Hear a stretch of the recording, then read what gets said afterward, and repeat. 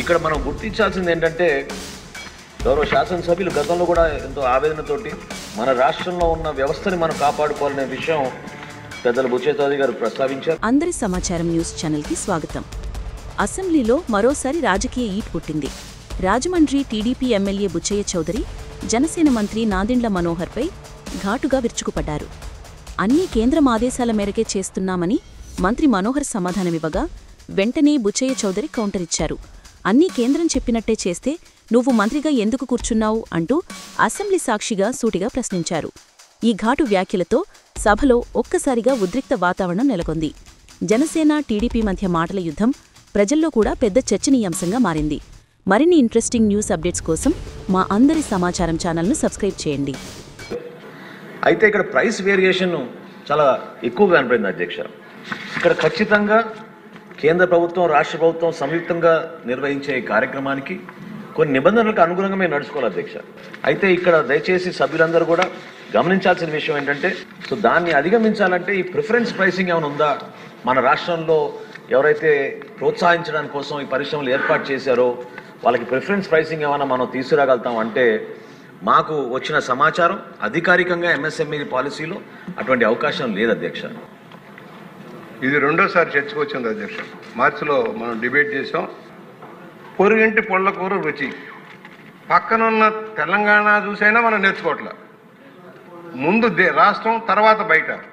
కానీ మన అధికారికంగా ఎలా ఉన్నారంటే పొరుగింటి పొల్లకూర రుచి ఆప్కో వాడు ఏం చేస్తాడు, తమిళనాడు నుంచి బట్టలు తెచ్చి మన రాష్ట్రంలో సప్లై చేస్తాడు.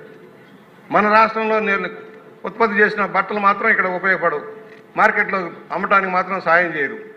అధికారుల్లో మార్పు రావటంలా మేము ముందే చెప్తా ఉన్నాం. ఏదో ఒక వంక పెట్టి పక్కకు తప్పించడం, కూర్చోబెట్టండి, నెగోషియేట్ చేయండి.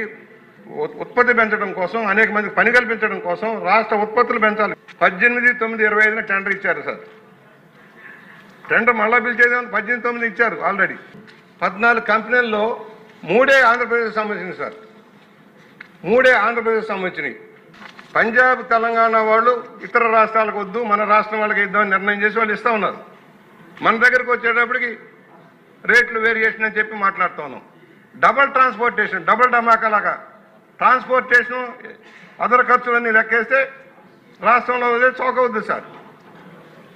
తెలంగాణ కంటే మందే తక్కువ ధరలు, కానీ మన ఎస్ఎంఎస్ఎల్కి ఇవ్వడానికి వెనుకాడుతూ ఉన్నాం.